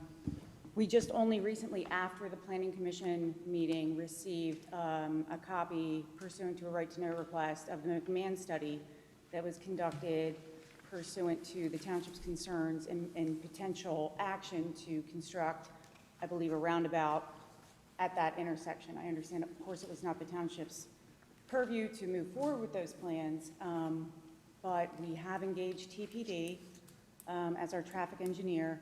They're reviewing the McMahon study. If it needs to be updated or supplemented, obviously we will commission that. And we've already reached out to PennDOT to initiate discussions regarding potential solutions for that intersection. So it's definitely every incentive of ours to create a situation for potential residents that is safe and I just want to be clear what my priority is, and safety at that intersection is Yes. my priority. I Okay, understand. great. All right, if there's no more comments or questions, I will entertain a motion. I'll make a motion to adopt Resolution 2021-42 to approve the tentative sketch plan for the South Lewis townhomes. I'll second that. All right, I have a motion and a second to approve Resolution 2021-43 for tentative land development approval for the South Lewis Road townhomes at the property at Lewis and Vaughn Roads. All those in favor say aye. Aye. Aye. Any opposed? The motion carries. Thank you. Thank you for your time.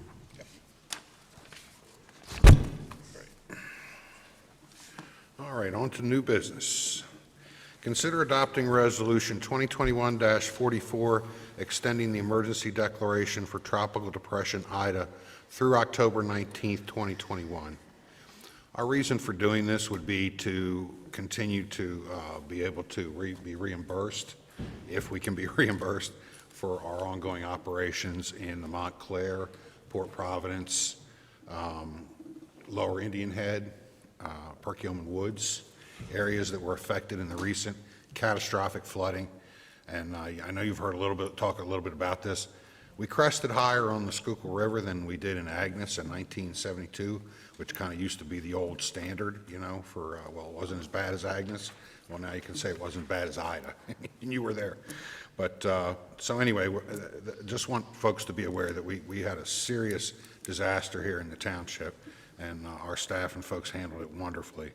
But, so I'll entertain a motion on extending this emergency declaration. I'll make a motion to consider, to accept, wait a minute, hello. To consider adopting Resolution 2021-44, extending the emergency declaration for Tropical Depression Ida through October 19th, 2021. I'll second that.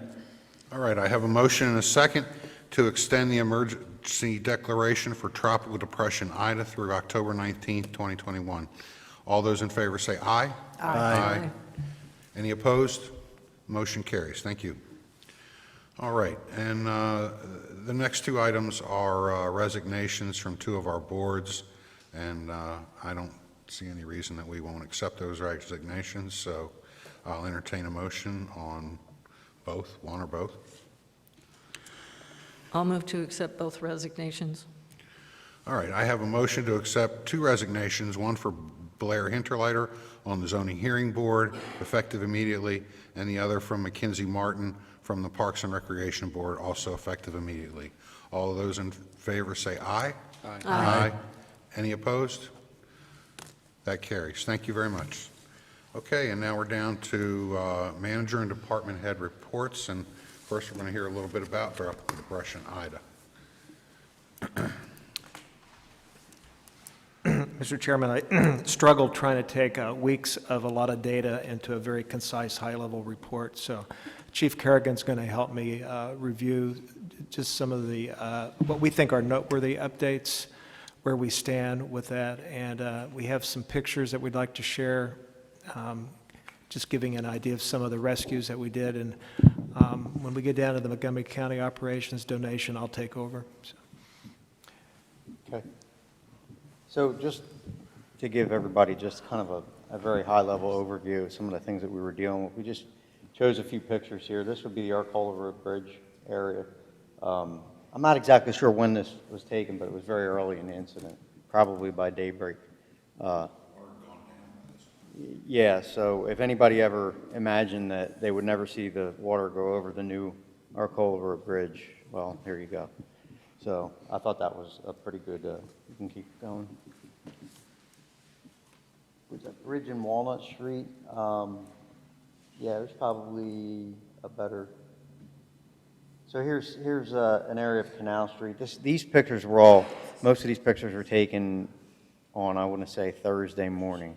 Especially the overheads. We flew some drones over and took these pictures. So this would be down by the Fitzwater. You can actually see one of the rescue boats cruising through there, picking up some people, I believe. Go ahead.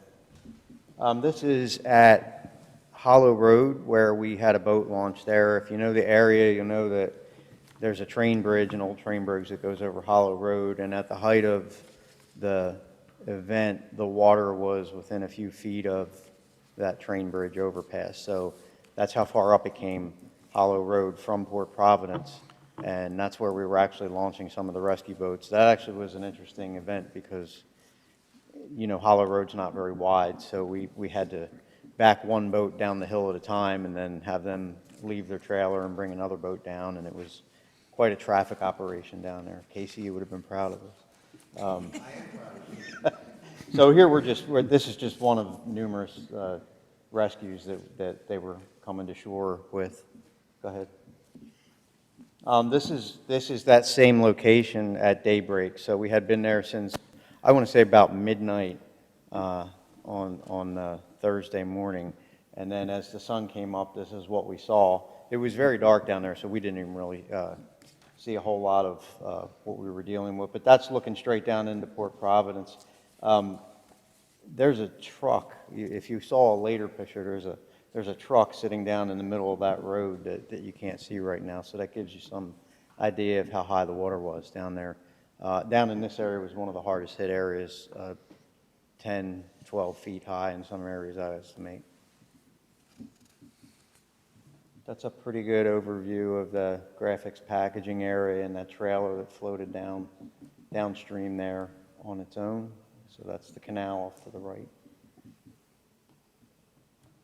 This is another view of Hollow Road. So if you're looking up the road there, that's going back towards where we had our operation. The water's already receded here at this point, probably about 20 or 30 feet. We were actually launching the boats overnight up out of the frame, up higher toward the train bridge there. Yeah, the water actually came across Bridge Street up into Jacob Street, and at one point I noticed that it had gone all the way up Bridge Street to the edge of the apron of the old Montclair Firehouse on Bridge Street. So when I say that, I cannot overstate the significance of the amount of water that we dealt with down there. So kind of going backwards, this is about midnight or so on Walnut Street. This was where we first went when we started getting the dispatches for the Montclair event. So it started with a single water rescue call on Walnut Street, and it wasn't what was it, about 20, 30 minutes before we were chased out of there. We were watching the water rise as we were trying to get people out and continuing to have to back up Walnut Street towards Produce Junction. We actually pulled some vehicles into the Produce Junction parking lot for a few minutes, and I ran over to the canal and looked at it, and I ran back over and said, we need to keep going, because it had already come over the edge of the canal into the Produce Junction parking lot. So this was actually current and rising water that was flowing towards us when we first got there. Okay. This is the day after on Walnut Street. This would be what we would call the second operational period of rescue. So when we regrouped, sent the initial rescue response, the initial mutual aid boats home, and had a whole second wave of rescue boats come back in to go back and pick up even more people. That a lot of those folks were ones that we had contact with that insisted they were going to stay, and then I guess when the sun came up and they looked out and saw what they saw, they changed their mind and called us and said they now wanted to be removed. So we would make phone contact with each of those residents individually, and if they weren't in immediate peril, we just put them on the list and took their address, and we went back down there. So this is probably mid to late morning on the second day still, and it was, as you can see, still a lot of water. So. Chief, where'd all these boats come from? You got a secret navy in the township? Yeah, I have a list of, I have a list of, so specifically the boats, we had Collegeville Fire Company, Limerick Fire Department, we had boats from Pottstown Fire Department, we had boats from Boyertown area, so Berks County rescue boats. Where else did they come from? The next operational period, we actually had boats from Tinicum Township and Chester City Fire Department in Delaware County, along with the Middletown Fire Company in Delaware County. So Delaware County was sort of on the outlier, right, of all this, but they had, you know, offered assistance to come in for what I call the second operational period, so we could let our initial response go home and get some rest. They came out, and so it was a very wide berth, if you will, in terms of the mutual aid response from the rescue boats. Yeah, that, you know, that was a pointed question, just so that. Yeah. I wanted to point out to the township that we have these mutual aid agreements. We spend a lot of time on them. We also support fire companies in the area regionally, and we do that for a reason. We can't all have everything that we need for every emergency, and I was damn glad that we had all these fire companies come to our aid that night, so. Yeah, certainly we do from time to time respond out of the township to help these other fire departments and agencies, and this is what we get in return. We get the same thing in return, tenfold, 20-fold. So it's a great working relationship, and that's really how emergency services works. We can't all have everything, so we need to support each other. And we had no serious injury or death in this incident, right? I've not been told of any.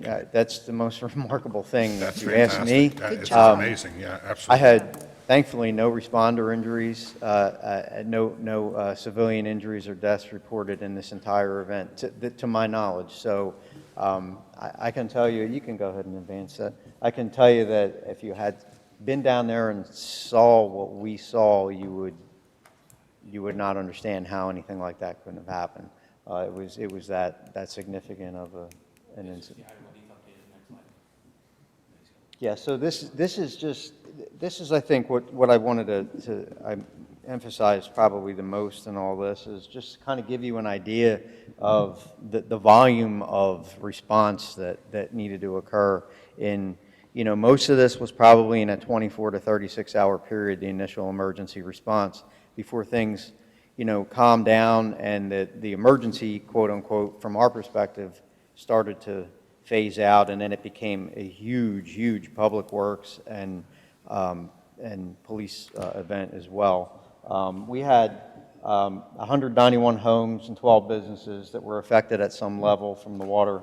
Let me see, I can tell you exactly. The 113 calls we responded to were from 3 p.m. on September 1st till about 10 a.m. on September 6th.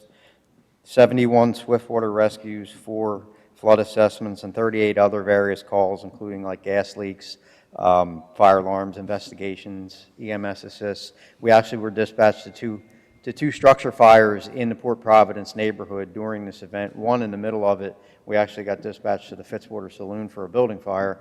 And I say this half jokingly, but seriously, we kind of chuckled like we can't get there, so I hope it's not really. We had to send a boat to see if it was actually on fire. Luckily, it wasn't. The next day, we had a house fire response on Port Providence Road, 791, actually the last house on Port Providence, and we had to take a boat to as far as we could go until we hit dry land, and then we had to get out of the boat and run down Port Providence Road with our equipment to go investigate that. And luckily, neither one of those were serious incidents. In terms of, this actually exceeded even my estimates. We finally figured out that we had needed to rescue or remove 161 adults, 34 children, and 42 of their animals. And that was all within probably, I would say, about a 24 to 30-hour period from about, well, including the few of the swiftwater rescues we did earlier in the day from the roads. But the bulk of that was down in Montclair and Port Providence. We had a significant incident on New Mill Road that Lower Providence Fire Department and Upper Marion Fire Department handled, and those folks down there barely made it out themselves, and we couldn't even get there at that point. We were so committed elsewhere. You already know about Lower Indian Head Road, Perkiomen and Woods, Yerkes Road. This was a significant, widespread incident, the likes of which I don't think anybody, even if you've been around here for a while, has seen. It certainly taxed our resources, and I just want to just end, and I'll turn it back over to Tim. I just want to thank, first of all, two of my guys here that quarterbacked a lot of this stuff, Chief Stimmerling and Rissell back here. Tremendous effort, kind of corralling all these emergency responders and pointing them in the right direction and getting things done for us. He's not here tonight, but Rich Russell in the EOC, kind of handling things initially on that end. And moreover, I want to express my personal gratitude to every other department at this township, because once the rescues are over, they're over, and we want to kind of drift back into a support role, right, and help everybody else. I can't say enough about the police department, the public works department, Parks and Rec, Sue and her gang, Sarah Sato, Jeff, every map that I needed, he spit it out. I mean, it was such an amazing team effort. This township should be proud of the people that they have working in these other departments besides the fire department, because everybody came together, everybody did what they had to do, nobody said no to anything, and again, nobody got hurt, which is, for me, that's the most important part, right? As bad as it sounds, property is property and it can be replaced, but we were very lucky to have the people, some sitting here tonight. Brian was tremendous support throughout the whole thing, Tim as well. It really was a true team effort, and you have a lot to be proud of with these other departments. I just have one trivia question. Trivia question. Yeah. What Okay. kind of animals? Cats, dogs, and what else? Yes. There were cats, there were dogs, there were any other? There were roosters? Roosters. No roosters? A bird. What, I no heard some snakes stuff and about gerbils? snakes, and I don't do snakes, so I don't know. The snakes still might be there. I'm not really Snakes sure. went on vacation. But that's how important that is to people, right? And these are people that, I'm not kidding when I tell you that they were literally hanging out their second floor windows or coming out their second floor windows to try to get up to the roofs. We had rescue boat personnel that were more or less diving into people's houses and swimming to them to help get them out.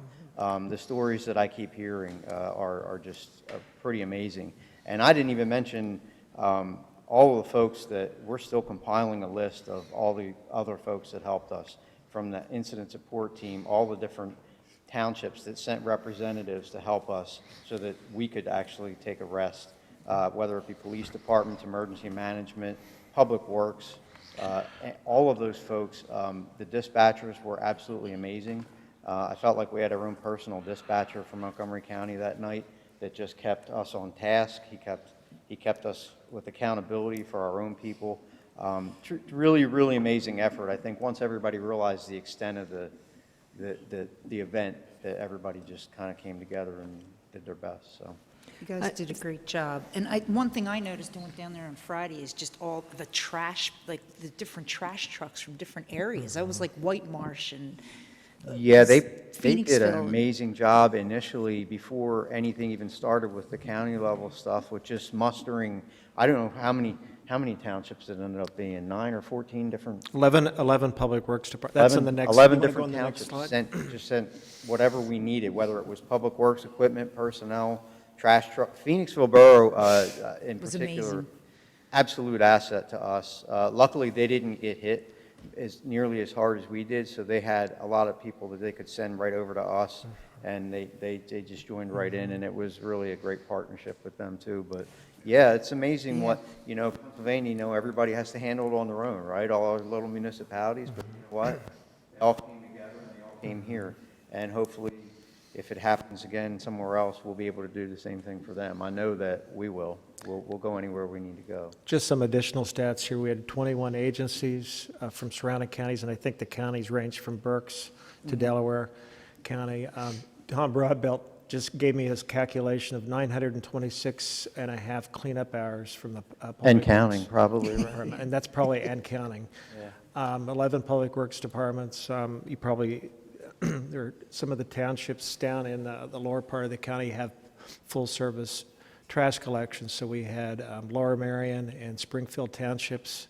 Cheltenham was here, and Phoenixville. Yeah, Mike sent me a list just before the meeting. It's growing and growing. There's so many agencies that we're involved. We're certainly going to reach out to everybody and let them know. And honestly, Sue Hoffman and her gang down at the Montclair Fire Station, which we sort of commandeered and used as a donation center, we can't do all that ourselves. We need people to be able to do that. And when you can just have people like that just take that over so you don't have to worry about it, it just relieves so much pressure and stress off you so you can concentrate on other things. And that was a tremendous and, I think, ongoing effort as well. We had good cooperation with the county sheriffs, and was it 9 outside police departments, Chief?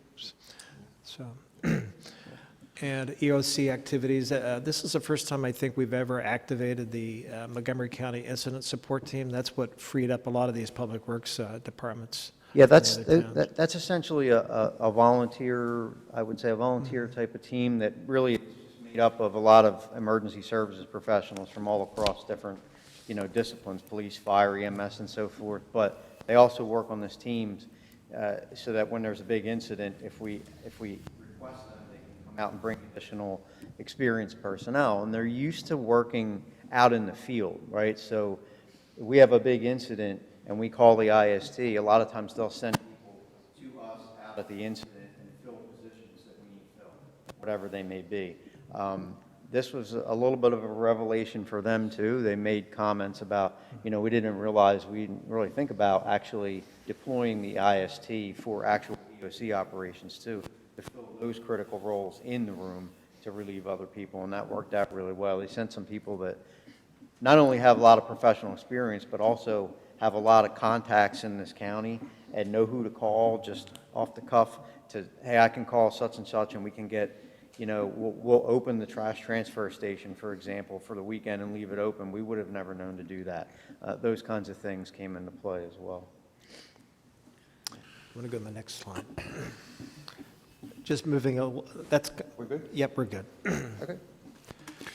This is just some updated information I got in the past 48 hours as far as updates on the Montgomery County operations. And Tom is in regular contact with our county contacts. We've gotten confirmation that they are doing collections on Tuesdays, Thursdays, and Saturdays down at the impacted areas. So we're trying to get that message out to everybody.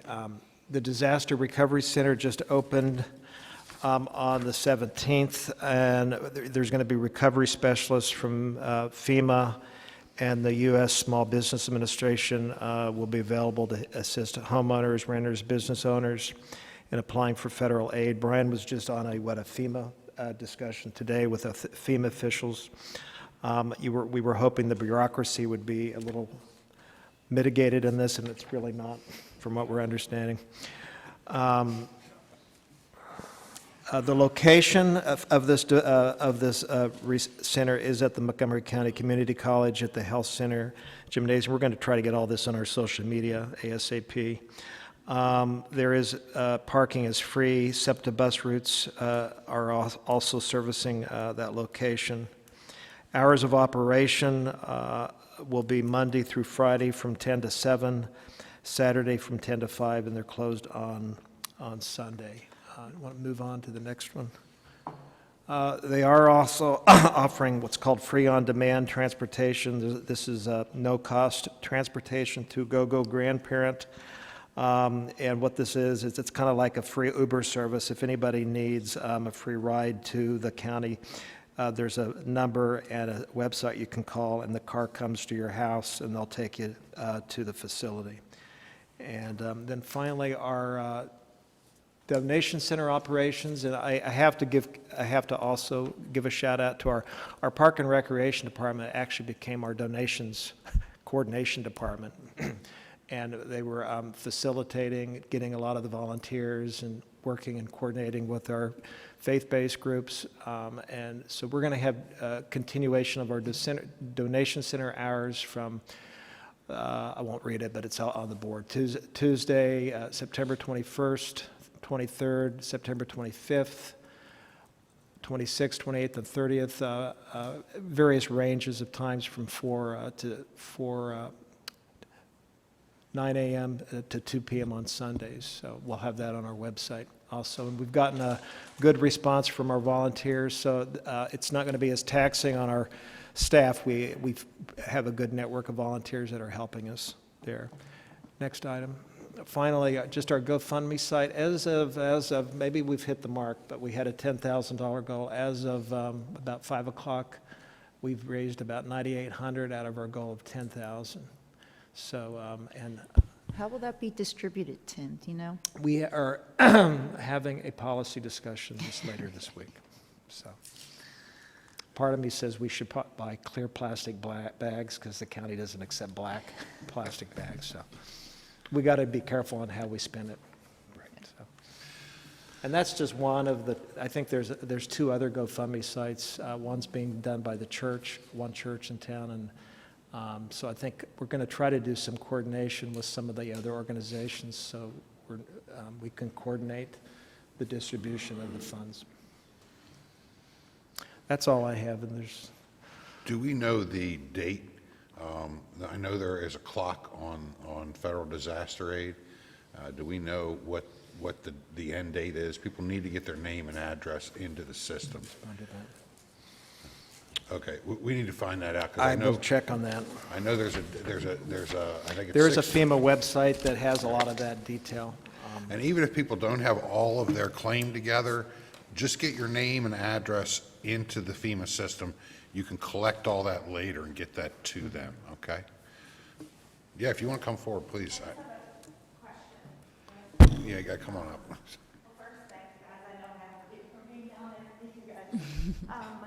I just have a question. So, I'm sorry. My name is Michelle DeMoss. I'm at 820 Port Providence. I have reached out to, I've done my everything with FEMA already, and I've asked them about hazard mitigation, like the flood hazard mitigation, about elevation, and they keep pointing me back to local, but I don't know who our contact would be. I know previously I'd talked to Brian before.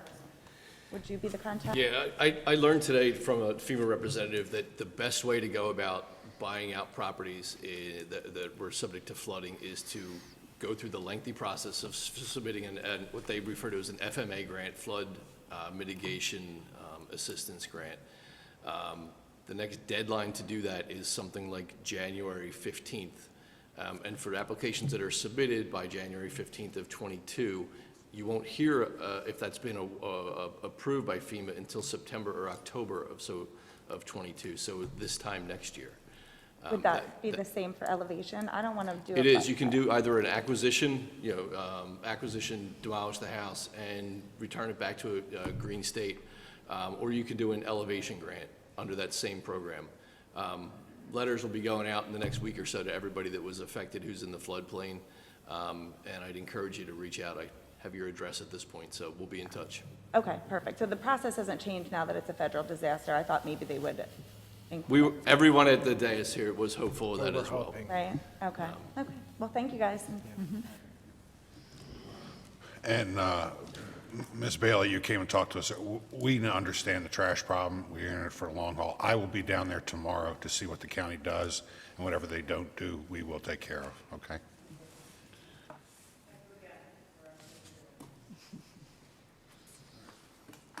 Our next item is, unless there's any more questions on Ida, the EMS provider interviews. I'm going to ask the chief. I know you were coordinating the interviews, and I know that Supervisors Starling and Vagnozzi were on the committee. I think there's a unanimous recommendation. We interviewed representatives from the 3 current EMS agencies that serve the township. And by we, I mean my staff, myself, and Supervisors Starling and Bagnozzi. And after the discussions and the deliberations, we've all come to the same conclusion that at this point, we are going to make that recommendation. That do you want me to? Yeah. But yeah, we're going to recommend that we move forward with Friendship Ambulance to take over, or not take over, but come into the fire station when it's open. And we have a lot of work to do in that regard in terms of how that's going to look, and to make sure that we are not going to inadvertently, disrupt the other ambulance services that we certainly highly value. I've made personal contact with each of the agencies and had discussions with them, and I think that there's opportunity to continue to work with all 3 of them and make sure that they're all viable and that we all work with each other and depend on each other, because it's a tough business out there, and if one of them goes away, then we're just going to end up picking up the tab for it some other way, so we need to make sure that we do that. But that's my recommendation on behalf of the panel, and we'll have the next several months to work out how that's going to look, so that once we open the new fire station, we'll have that EMS service, that increase in delivery right from the new station. Will it just be one ambulance, or will it, how will it? They're proposing a 24-hour advanced life support, paramedic service, and also that they would have initially what we call a BLS unit, at least 12 hours a day, so a basic life support unit in there that will also be doing transport services, but when they're not on a transport, that would be an additional unit that's available to respond to the less serious calls that we might get. So, your chest pains and things like that, that's the paramedic level response. But if we have, a broken finger or something minor like that, that we can send a BLS unit on if they're available, then that would go in its place, and it would keep the ALS unit available for more serious calls. And they're just going to work with the county. We don't work operational with them. This will just be a contract like we have now. I mean, we're going to work with Joe and draw something up that is agreeable to everybody in terms of what we'll provide to them and what they'll provide to us, obviously mainly being response. But we did build the fire station with this in mind. So there's facilities there for them to use, and that's what we'll do. We have offices, we have storage space, we have dorm rooms, all of that's there for them to use, and I don't recommend we're certainly not going to charge them for that. That's part of the process, right? So in return for them providing 24/7 personnel, we'll provide those things for them. That's good. Yeah, I'm not sure everybody in the public understands how tricky this business is. Like, fire trucks are free, right? We get those for free. No, but ambulances have to pay for themselves, and it's a business. They bill for their calls, unlike the fire truck. When he comes to put out a fire at your house, you don't get a bill for that. But so it's a tricky business, and I was impressed with all 3 of them, but I definitely think that Friendship is the right one for this moment to put a couple of trucks in that house, and I'm glad they'll be there. So yeah, in agreement with you there. They all presented distinctly different approaches to the issue, which was nice to see, first of all, and they all did an excellent job, and I'm personally proud to have all of them serving the township. This has nothing to do with the service that they provide to the folks out there that need their help. So we definitely look forward to continuing to work with all of them at a high level and make this work just like we do everything else around here. We're going to be the trailblazers in this and make it work for the best of the community. I want to thank you, Chief Kerrigan, for being a strategic leader in the emergency services in this region. Thank you, sir. You're welcome. Thanks for having me. Next item, Jeff.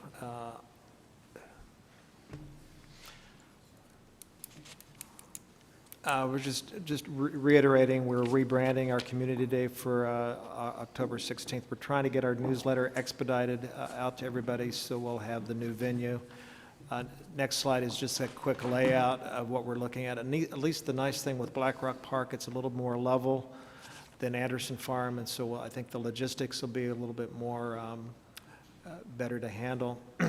And so we're hoping to have a good turnout and good weather on that date. And speaking of Community Day, we do need to redo the resolution for alcohol consumption. So we will have a revised resolution, if I could get board action on that. All right.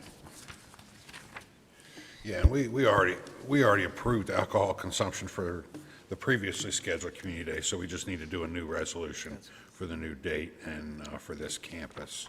So I'll make a motion to approve Resolution 2021-45 to permit the consumption of alcoholic beverages at Black Rock Park in conjunction with the October 16th, 2021 Community Day festivities. I'll second that. All right, I have a motion and a second to approve Resolution 2021-45 to permit the consumption of alcoholic beverages at Black Rock Park in conjunction with the October 16, 2021 Community Day festivities. All in favor say aye. Aye. Any opposed? The motion carries. Thank you. Mr. Chairman, this last item is I'm looking for a concurrence on Township Administration to implement a COVID-19 vaccine mandate for all township employees. Don't have an effective date on this. I want to make sure that it meets the legal muster of the Township Solicitor's review. We've discussed this, and we have the legal right to do that. We are kind of following the lead of the county commissioners that put this in place last week, and it's kind of moving in that direction, and we think it's time to make that move. If it's okay, I would prefer it if there were an effective date, and we'll have the language done by an effective date, because I think I'll you want hold as you much to that, lead. Joe. Yeah, you hold me to that. You want as much lead time as we can, Okay. and we want to be working against a hard deadline, an effective date. Is October 1st reasonable, or is that too soon? No, that's fine. October 1st? Okay. Well, when you say the effective date, it's a little bit of semantics. How much time is there then for the persons to become vaccinated? If you mean that they have to be vaccinated by that date, October 1's too fast. Yeah. So if you mean the policy's effective October 1st, but the policy will include language saying 30 days? I meant the latter. So Okay. maybe if we do the October 1st would be better. Okay. Do we have a census? And is that part of the policy? What's the current census of percentage of employees who are vaccinated as opposed to not? That would be good to know. I know, I don't expect you to have it now, but. I guess we'll find out when we start implementing. Yeah, I don't think there was any, without having the mandate, it was, this is all new for everybody across the country with municipal and employers, and everybody was being very cautious in asking those questions. Without there being a mandate, it was harder to ask the question because why were you asking it? So I think we just know anecdotally enough to say there are some people who are not vaccinated. Beyond that, I don't think any of us have hard numbers. Yeah. I guess it's anybody's guess. Well, yeah, I've spoken to a number of people in different municipalities.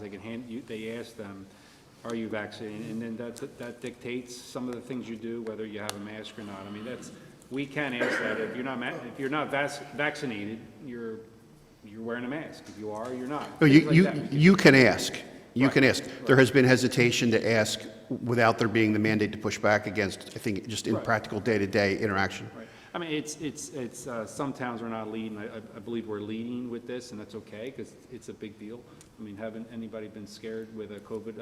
I was with somebody about 10 days ago who had it, and for the 3 or 4 days that I needed to get tested, I didn't like it at all. And I think a lot of people feel that way. So I think it's time to do something like this. I'm sure we've all had similar experiences. If no one objects, I'll make a motion of support for the township manager to implement a COVID vaccination policy and mandate. If I could get a second. I'll second it.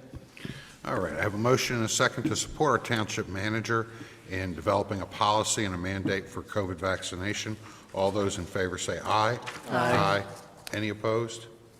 That carries. Thank you very much. All right, and consultant reports. Bill, Just real quick, the paving projects are progressing. They should be completed by the mid-October on the one contract and late October on the second contract. And the bids are due for the Tindy sanitary sewer project on October 7th, so hopefully we'll have them available for your consideration at your October meeting. So we'll approve October and then the construction by the end of the year for that?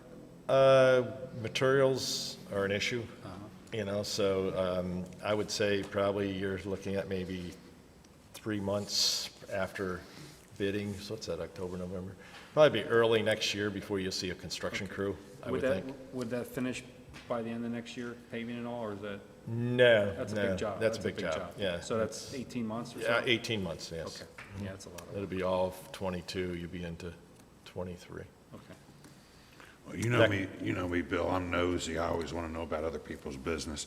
What happened with the Interceptor project down in the Perkiomen with all the flooding? As the picture showed, the water came up over our Colo Road Bridge. It did destroy the 8 bypass pumps that were down there, 2 underneath two adjacent to our Colo Road, 2 in John's driveway, and 4 up behind Pfizer. They were all, the system was back and operational by about 4 p.m. on Friday, so it was about a 48-hour period that the bypass pumping operation was less than successful. The Oaks Wastewater Treatment Plant was flooded totally, that type of thing. They had no permit violations down at the wastewater treatment plant. Good. Sometimes dilution is the solution. Well, yeah. As an engineer, you're not supposed to say that, but sometimes that is the case, and this certainly was one of those cases. I understand. There was a considerable amount of water, so we all know that. Do they think they're still going to get back on track for? They are actually putting pipe in the ground. They started putting pipe in the ground, I guess, last week it was. Good, last week. It's progressing slowly. The groundwater is very high, so they're dealing with a lot of infiltration into their excavation areas, and they're struggling to get rid of that water so they can put the pipe in the ground, that type of thing. So, but they are working on it. They got some trail repairs to do down there also still. Low priority compared to what the people in Montclair and Port Providence dealt with, but but it is an issue. But it's proceeding. All right. Thank you, Bill. Solicitor report? Nothing further. Okay. Casey got anything? Hi, Casey. All right. Supervisors' comments? Oh, yes. Oh, yes. Since I wasn't here last month, my list is really long. I listen to a lot of books while I'm shoveling in my barn. And in case anybody wants to know why I was gone last week, I had a scratched cornea. And if you want to get really about it, it's like having a paper cut on your eye. Yeah. Very sensitive to light, too. Anyway, so all of those books I've read in the last 2 months are Rin Tin Tin by Susan Orlean, America, the Farewell Tour by Chris Hedges, My Lucky Life by Dick Van Dyke, The Supremes by Allison Gash, The Science of Consequences by Susan Schneider, Path of the Dead by Mark Edward Langley, Death Waits in the Dark by the same author, A Trail of Ink by Mel Starr, Dead Wrong by J.A. Jance, The Book of Candlelight by Ellery Adams, and The Secret Book and Scone Society by the same author.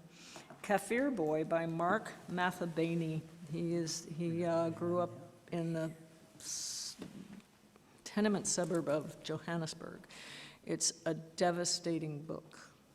I really suggest that you read it. It is absolutely mind-blowing.